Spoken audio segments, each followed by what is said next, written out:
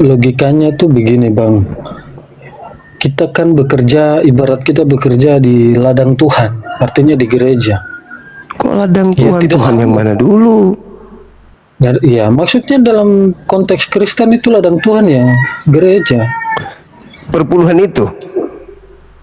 Ya, barang siapa Perpuluhan yang itu, kerja di ladang, perpuluhan itu tidak kan barang hanya siapa untuk yang, suku Lewi. Lah pendeta memang pastor betul. ini gelar apa? Pendeta ini gelar dari mana?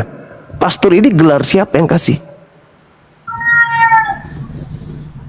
Ya memang dalam konteks Alkitab orang Lewi yang berhak.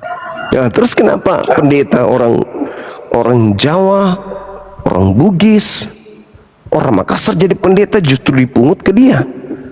Bukankah suku Lewi doang? Terus abang ketika ketika ustadz-ustadz dipanggil dalam mengisi suatu pengajian, dalam mengisi suatu ceramah, apakah tidak dibayar? Kan gitu keikhlasan. Ya. Dan kita, kalau pendeta, perpuluhan kan sudah ditentukan, perpuluhan itu hanya untuk suku Lewi.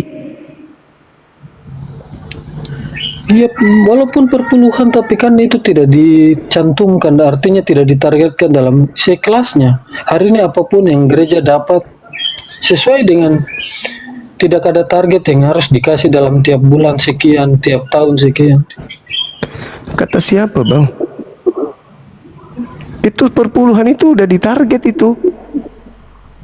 Saya punya staf dulu ya. Setiap jam istirahat saya tanya, Simon kau kerja apa itu? Kau tiap hari?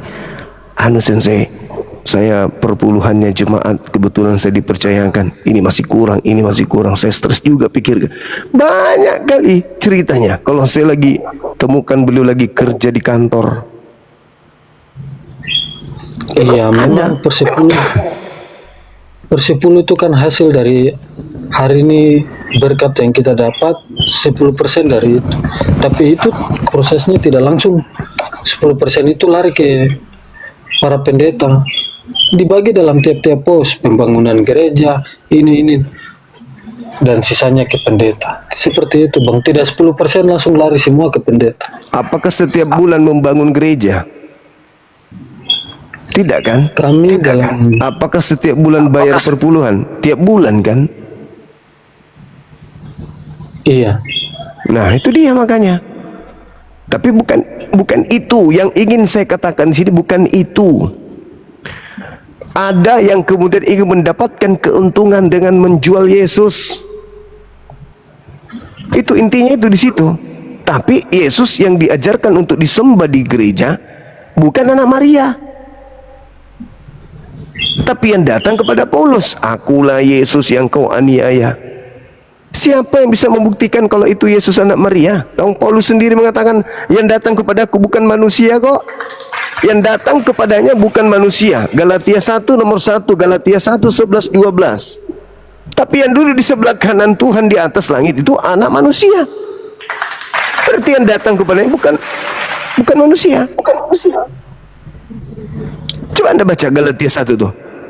Dari Rasul Paulus yang diangkat, yang dilantik, yang dipilih menjadi rasul bukan oleh manusia, tetapi oleh Yesus yang telah dibangkitkan oleh Tuhan Bapa. Aku menerima Injil bukan dari manusia, bukan manusia mengajari aku Injil, tetapi Yesus. Lah, sejak kapan Yesus bukan manusia? Sedangkan dia duduk, anak manusia telah duduk di sebelah kanan Bapa yang Maha Kuasa. Itu anak manusia dia. Yang datang kepada Paulus bukan anak manusia. Sementara Yesus mengatakan kepada muridnya, waspadalah kepada penyesat yang datang kepadamu memakai namaku dan berkata, akulah Kristus. Jangan kau percaya, dia akan menyesatkan banyak orang. Nah, setelah dia bicara seperti itu 20 tahun sekian, tiba-tiba saja betul ada yang datang memakai namanya. Untungnya datang ke Paulus, bukan kepada murid-murid. Siapakah engkau Tuhan? Nah, dari situ aja Paulus sudah ketahuan tuh. Kenapa dia langsung tanya, siapakah engkau Tuhan? Sama ketika ada orang ketuk pintu di sini. Tok tok tok tok tok. Siapakah engkau Zuma? Mana mana tahu yang datang bom-bom. Kenapa disebut Zuma? Iya, akulah Zuma yang kau aniaya. Alamak. Jadi yang datang kepada Paulus itu siapa yang bisa membuktikan kalau itu Yesus? Sedangkan Paulus sendiri membuktikan dia bukan manusia.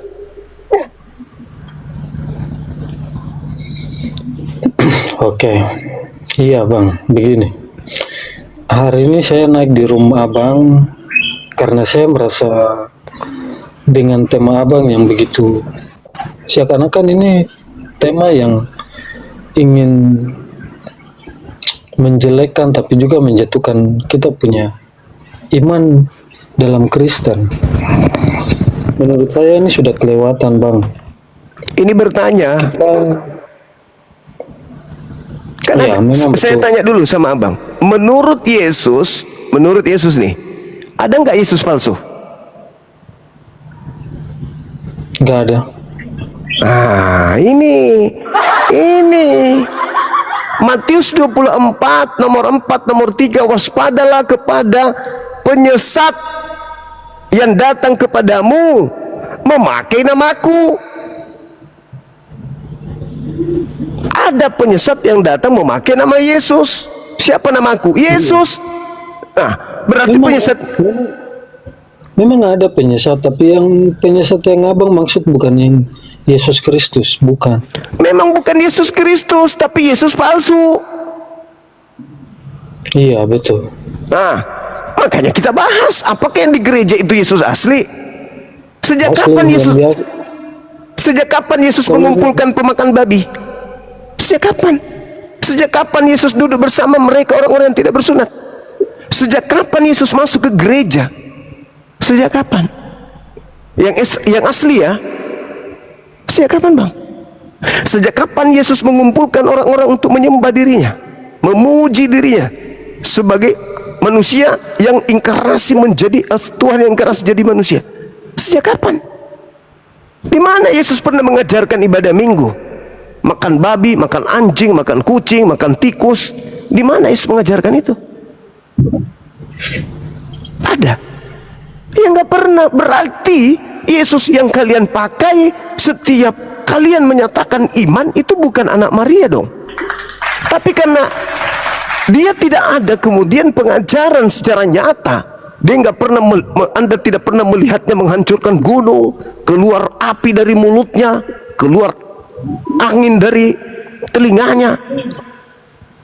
Maka yang Anda jadikan sandaran untuk menguatkan alibi tersebut, Anda menuduh itu adalah anak Maria.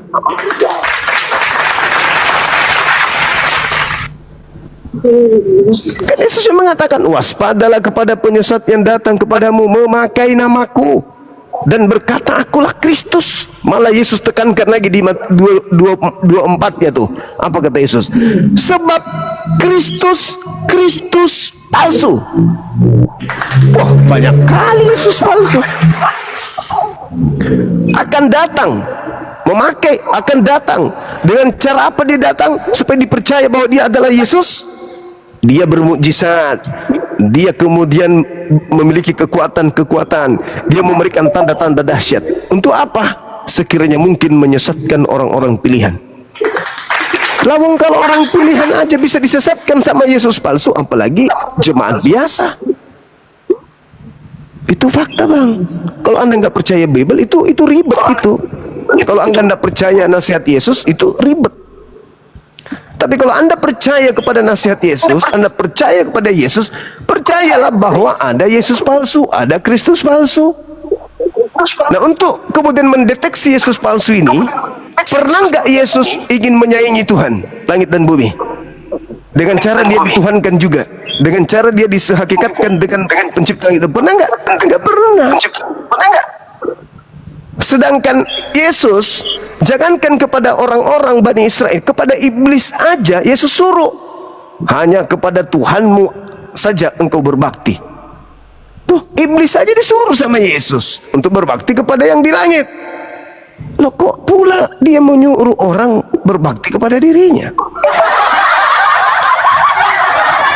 Itulah bukti bahwa ada kekuatan gaib yang datang memakai nama Yesus agar orang-orang yang lemah akal menuhankan dirinya. Apakah itu Yesus anak Maria? No. Yesus anak Maria sibuk semalam-malaman berdoa menyembah kepada Bapa. Nah, kok kalian siang malam menyembah ke Yesus? Yesus yang mana? Yesus yang mana yang haus persembahan? Nggak ada. Kecuali iblis yang mau disembah.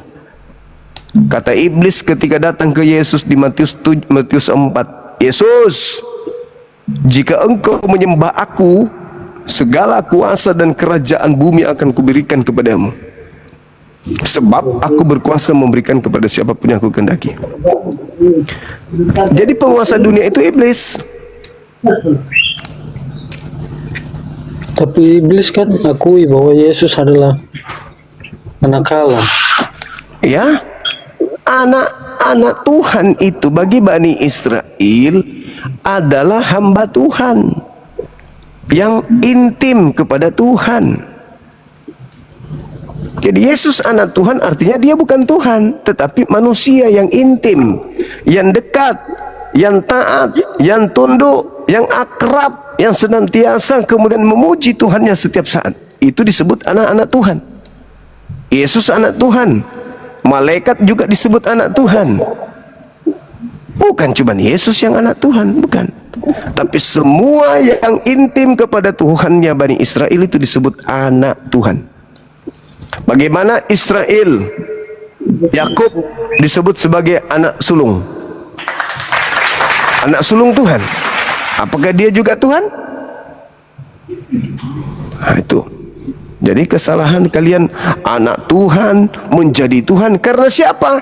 Apakah karena Yesus? Bukan, tapi karena pengaruh bisikan makhluk asing yang ada di sembahan kalian itu yang membisikkan anak Tuhan adalah Tuhan.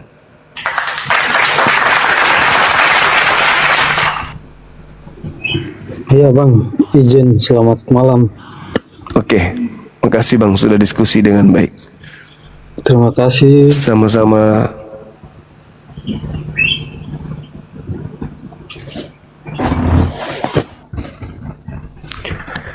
Jadi teman-teman, ada orang yang bertanya yang karena memang mau belajar, karena mulai ragu dan seterusnya. Banyak. Jadi selama dia tidak menghujat, kita ladeni. Ya karena mungkin sedang pencarian, jadi kita jangan menghalangi.